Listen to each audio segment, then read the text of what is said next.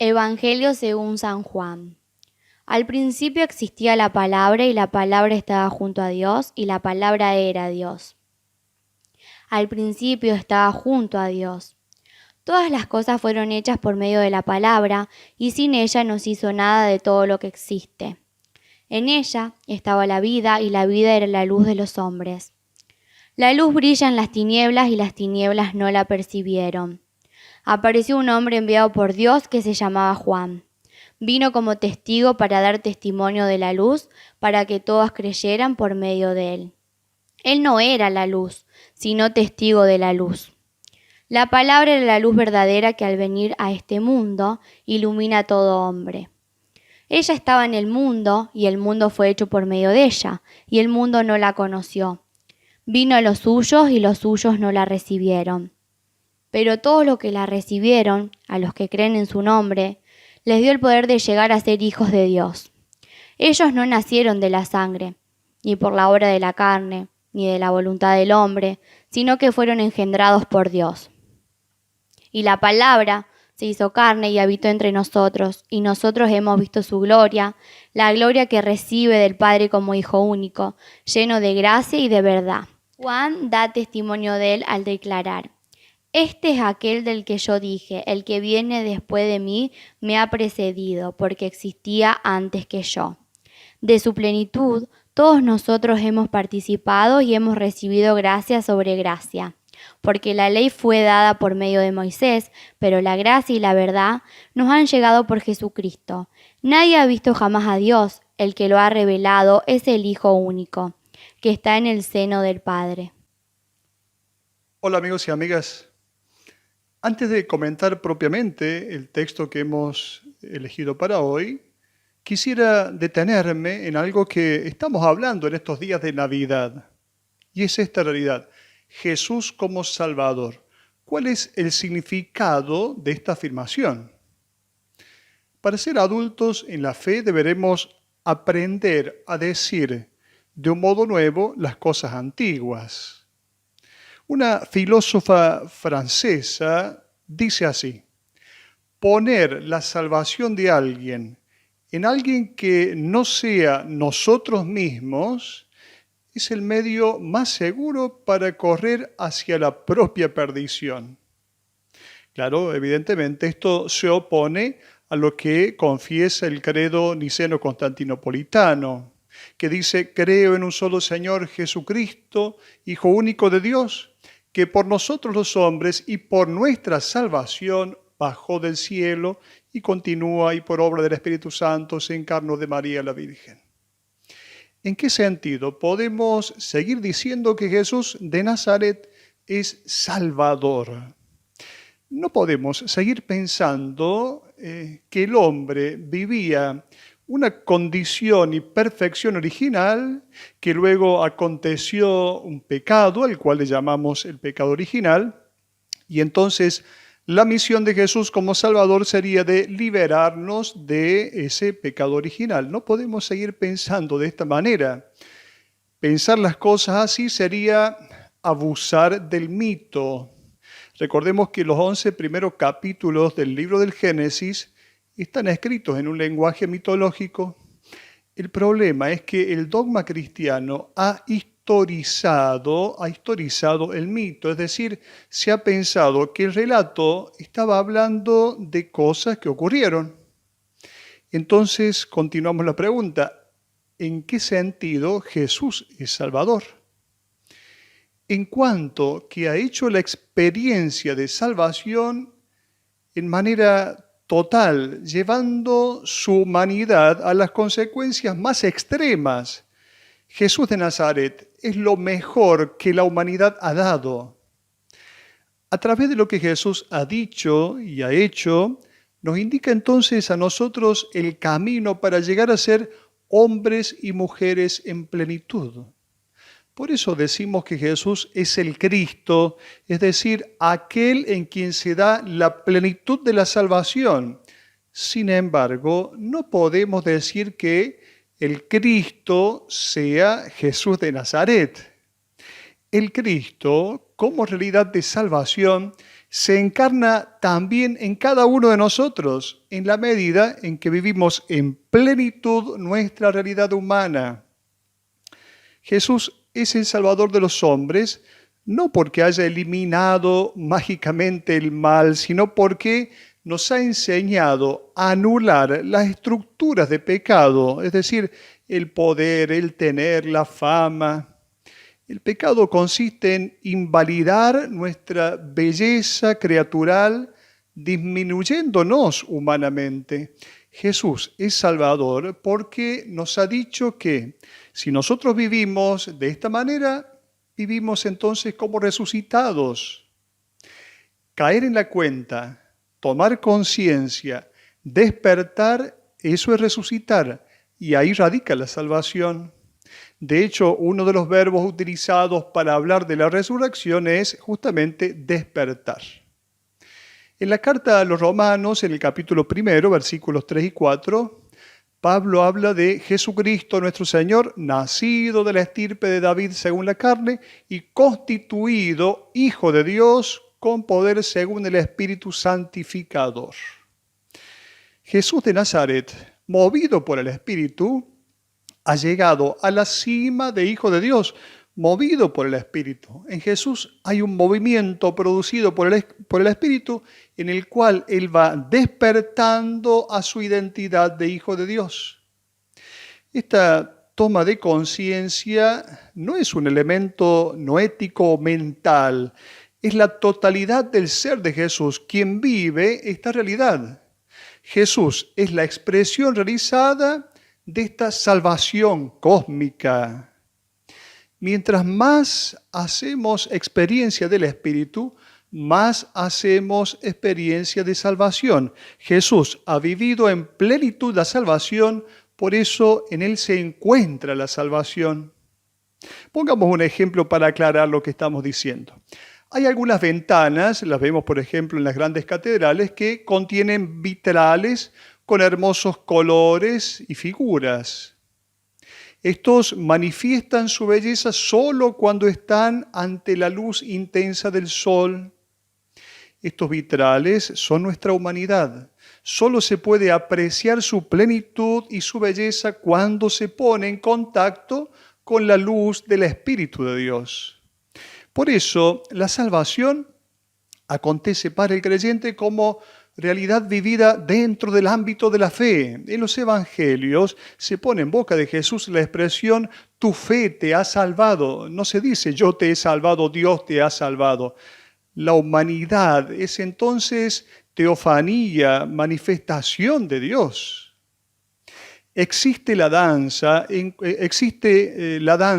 cuanto existe el que danza. La humanidad es este que danza, el danzante, que pone de manifiesto la danza, es decir, Dios. Una realidad y la otra dependen entre sí mutuamente. Recordamos lo que decía San Agustín, Dios que te ha creado sin ti, no te salvará sin ti. La salvación, entonces, para la mística, es sacar lo que obstaculiza, siendo que somos ya salvados, ya que somos epifanía de lo divino, cuando nos concentramos demasiado sobre nosotros mismos, no podemos hacer la experiencia de la salvación. Pongamos un ejemplo. Imaginemos que la vida de Dios en nosotros es un surgente de agua. Es necesario sacar las piedras, la arena, para que el surgente deje brotar y fluir esa agua viva. En realidad, no se hace experiencia de salvación si no se llega a ser conscientes de ser salvados. Es necesaria la salvación, pero no debemos ubicarla fuera de nosotros mismos. Si mi yo es mi Dios, como dice Santa Catalina de Siena, entonces no hay dos. Uno que salva y el otro que es salvado, no hay dos. La realidad de la salvación acontece como lo divino que está en mí. No sirve la imagen de un Dios que está arriba, de un hombre que está abajo, como metido en un pozo, de un Dios que viene a rescatarlo. No sirve esa imagen. Los grandes místicos llegarán a la misma conclusión. Dios y yo somos una sola cosa. Estamos inmersos en Dios. La salvación es entonces ponernos en sintonía con ese espíritu que está dentro de nosotros mismos. Entonces, estamos ya en la salvación y en la gracia. Y es en esta gracia en la cual nosotros vivimos, nos movemos y existimos. La salvación es caer en la cuenta de nuestra naturaleza, es caer en la cuenta de lo que somos, de la tela con la cual fuimos confeccionados. Cuando oramos, cuando meditamos, hacemos experiencia de la salvación. Cuando dejamos aparte nuestra egoidad, esta egoidad que está entre el egoísmo y la egofobia, y nos hacemos uno con el uno, entonces sí hacemos experiencia de la salvación. La lectura elegida para hoy es la segunda lectura de la liturgia. Por eso, si bien en la liturgia de hoy se lee el prólogo de San Juan, ya lo hemos meditado en la Navidad, por lo tanto vamos a tomar esta lectura de San Pablo a los cristianos de Éfeso. De la carta del apóstol San Pablo a los cristianos de Éfeso. Bendito sea Dios, el Padre de nuestro Señor Jesucristo, que nos ha bendecido en Cristo con toda clase de bienes espirituales en el cielo, y nos ha elegido en Él antes de la creación del mundo, para que fuéramos santos e inmaculados en su presencia por el amor. Él nos predestinó a ser sus hijos adoptivos por medio de Jesucristo, conforme al beneplácito de su voluntad, para alabanza de la gloria de su gracia que nos dio en su Hijo muy querido. Por eso, habiéndome enterado de la fe que ustedes tienen en el Señor Jesús y del amor que demuestran por todos los hermanos, doy gracias sin cesar por ustedes, recordándoles siempre en mis oraciones. Que el Dios de nuestro Señor Jesucristo, el Padre de la gloria, les conceda un espíritu de sabiduría y de revelación que les permita conocerlo verdaderamente. Que Él ilumine sus corazones para que ustedes puedan valorar la esperanza a la que han sido llamados, los tesoros de gloria que encierra su herencia entre los santos y la extraordinaria grandeza del poder con que Él obra en nosotros los creyentes por la eficacia de su fuerza. Estamos en el tiempo de Navidad. Posiblemente días atrás hayamos vivido algunas experiencias banales de la vida. Este himno llega para hacernos reflexionar sobre el misterio que hemos celebrado. Este himno es una profesión de fe, una página de teología presentado en forma de oración.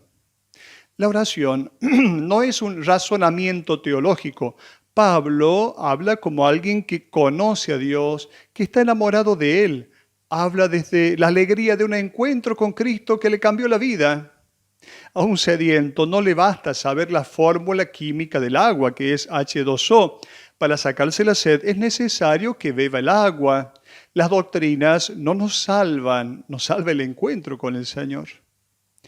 Después de la presentación de quién está hablando, Pablo introduce la bendición al Señor en la cual nos detendremos nosotros hoy. Pablo, apóstol de Jesucristo, va a decir, por la voluntad de Dios, saluda a los santos que creen en Cristo Jesús. Y va a decir Pablo, bendito sea Dios, Padre de nuestro Señor Jesucristo, que nos ha bendecido en Cristo con toda clase de bienes espirituales en el cielo. Estamos frente a una oración típicamente judaica. Es lo que se llama la baraká. Israel es un pueblo que está siempre atento a lo que Dios ha hecho por él. Sabe que Dios lo ha liberado de la esclavitud. Cuando el pueblo toma conciencia de lo que Dios ha hecho por él, entonces el pueblo exclama, bendito sea el Señor Dios de Israel. La palabra bendecir procede del verbo latino benedire, significa decir bien, en griego eulogo. Estas palabras se corresponden con los términos hebreos barak, bendecir, y beraká, que significa bendición. Esta raíz, B-R-K, no tiene relación con la palabra bendecir, sino con el término rodilla, que es berek, que es un eufemismo para designar lo sexual. Y por otro lado, por lo tanto, entonces, la fecundidad. Bendecir es entonces, ante todo, asegurar la fecundidad, el éxito, de ahí el sentido de baraká. Bendecir entonces es dar vida. Cuando se reconoce que se ha recibido la vida de alguien, se lo bendice. En la Biblia, bendecir se emplea en dos sentidos. En primer lugar, Dios bendice al hombre dándole la vida, la fecundidad, el éxito. Después, a su vez, el hombre bendice a Dios por las gracias, por los dones que ha recibido, le da gracias a Dios. La bendición es la palabra que el Creador, que Dios dirige a todos los seres vivos para darles la capacidad de reproducirse. Dice el libro de Génesis, Dios los bendijo diciendo: crezcan, multiplíquense, llenen las aguas del mar y que también las aves del cielo se multipliquen en la tierra. Jesús dice: bendigan, no maldigan.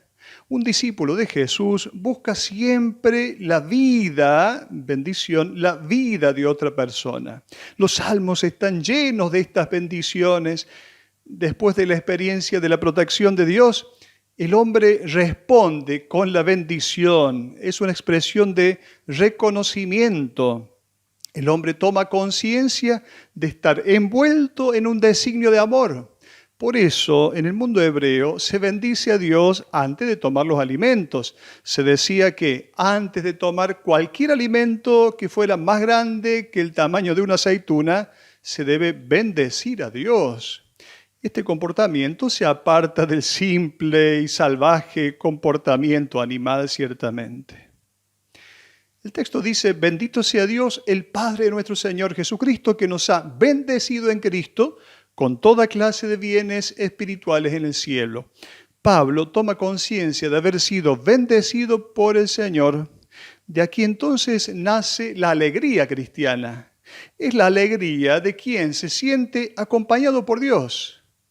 Si no experimentamos esta alegría, corremos el peligro de buscar alegrías superficiales como anestesias que esconden el vacío profundo de la falta de sentido de la vida.